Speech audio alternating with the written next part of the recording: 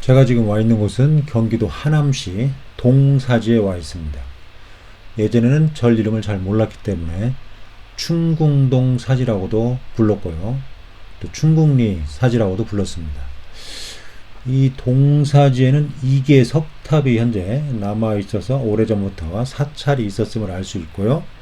또 지금 보시는 것처럼 이 주변 지역에 초석 등이 많이 남아 있습니다. 그리고 기와가 넓은 범위에 걸쳐서 산재되어 있습니다. 그래서 기와 건물, 다시 말해서 관공서나 또는 사찰이 있었음을 알 수가 있는데요. 석탑도 있고 또 여러 정황으로 봐서 위치상 관공서보다는 사찰이 있었음을 우리가 쉽게 짐작할 수 있습니다.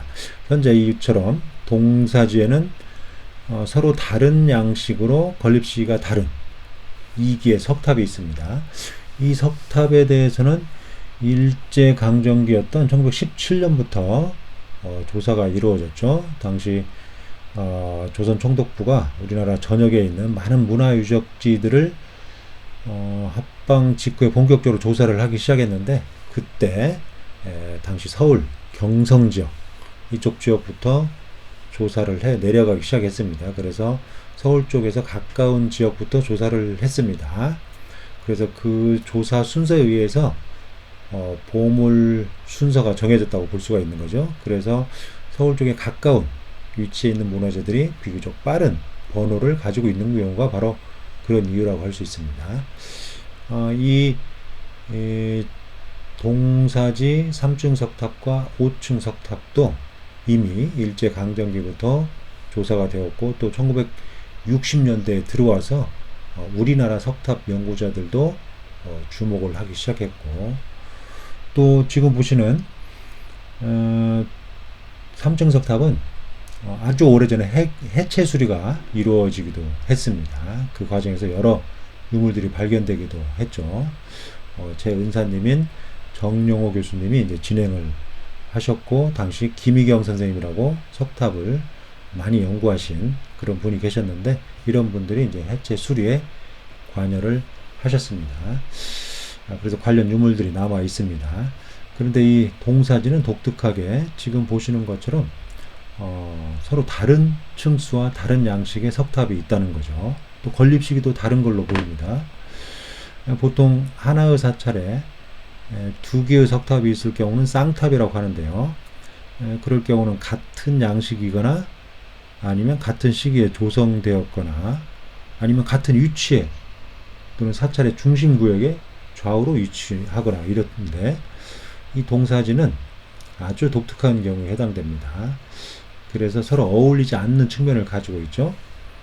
그래서 쌍탑이라기보다는 원래는 탑이 하나씩 하나의 사찰 안에 있었는데, 어떤 이유로 현재와 같이 이 장소에 2개의 석탑이 세워지게 된 게 아닌가, 이렇게 추정을 해볼 수가 있습니다.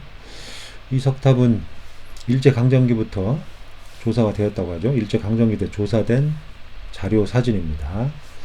어르신이 탑의 옆에 섰는데요. 다른 방향을 보고 계시네요. 이건 1960년대 사진입니다. 1960년대까지 부분적으로 훼손된 상태로 이렇게 남아 있었는데, 1965년도에 해체 수리가 이루어졌습니다.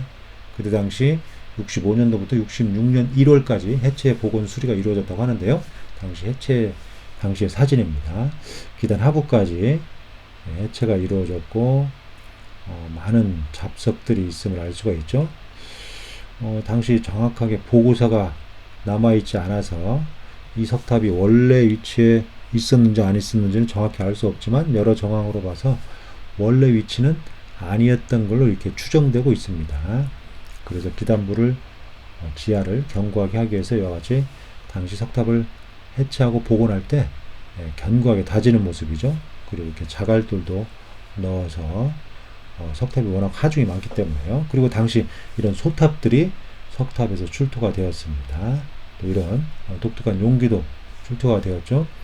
이러한 것들은 거의 대부분, 이건 이제 청동으로 제작된 건데 지금 파손돼서 원래의 모습은 알 수 없지만 항아리임을 알 수가 있는 거고, 이건 불상입니다.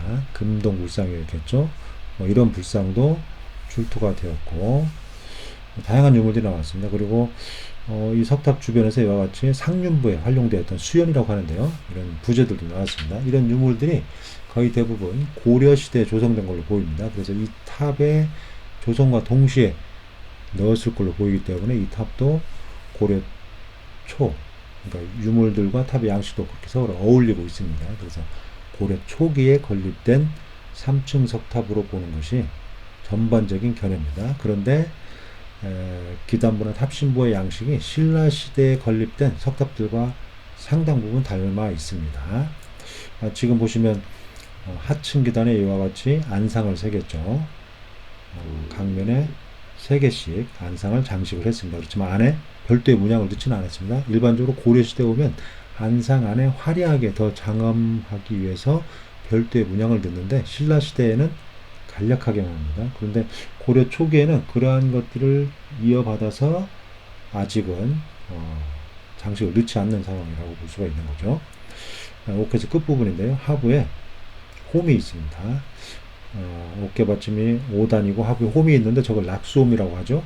물이 위에서 떨어지면 안쪽으로 흘러 들어가지 않고 바로 땅으로 떨어질 수 있도록 하기 위한 그런 장치입니다. 그래서 낙수홈이라고 하는데요. 이러한 낙수홈은 우리나라 석탑에서 일반적으로 적용된 기법이었죠. 지금 옥해석을 보고 있는데 좌우 끝쪽을 살짝 치켜 올렸습니다. 저런 걸 반전이라고 하는데, 그래서 이렇게 경직된 이미지보다는 경쾌하면서도 율동적인 그런 이미지를 형성하고 있습니다. 이런 석탑들이 이제 일반적으로 신라 말 고려 초기 때 많이 건립된 석탑의 어떤 세부 기법이라고 볼 수가 있는 거죠. 당시 장인들은 석탑을 만들 때 이런 기법들을 적용시킨 겁니다. 지금 보시면 아래쪽은 수평이고 위쪽은 살짝 들어 올렸죠. 이런 걸 반전 기법이라고도 합니다. 그래서 석탑의 어떤 전체적인 외관을 다소나마 율동적이고 자연스럽게 해주는 그런 역할이고, 그런 어떤 장식적인 기교라고도 할 수 있습니다. 장인이 어떤 심미안적인 그런 생각을 가졌다는 걸 알 수가 있는 거죠. 석탑을 측면에서 본 모습인데요. 부분적으로 해체 복원 당시에 이와 같이 신부재가 활용됐음을 지금 봐도 알 수 있습니다. 또 일부 파손된 부분들이 있는데 그 파손된 부분들은 석탑의 구조가 크게 문제가 없을 경우에는 별도로 어떤 신부재를 넣지 않고 그냥 그 부재만을 활용을 했습니다. 옥해석 부분인데요. 상층으로 올라가면서 체감이 이루어지고 있죠. 그래서 전반적으로 안정적인 그런 외관을 형성을 하고 있습니다. 지금 옥계석의 모서리 부분인데요.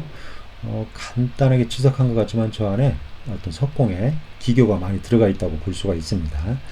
하여간 동사지 3층 석탑은 신라시대 석탑 양식을 충실하게 계승해서 고려시대의 고려적인 요소들을 부분적으로 반영해서 건립된 그런 석탑으로 평가할 수 있습니다.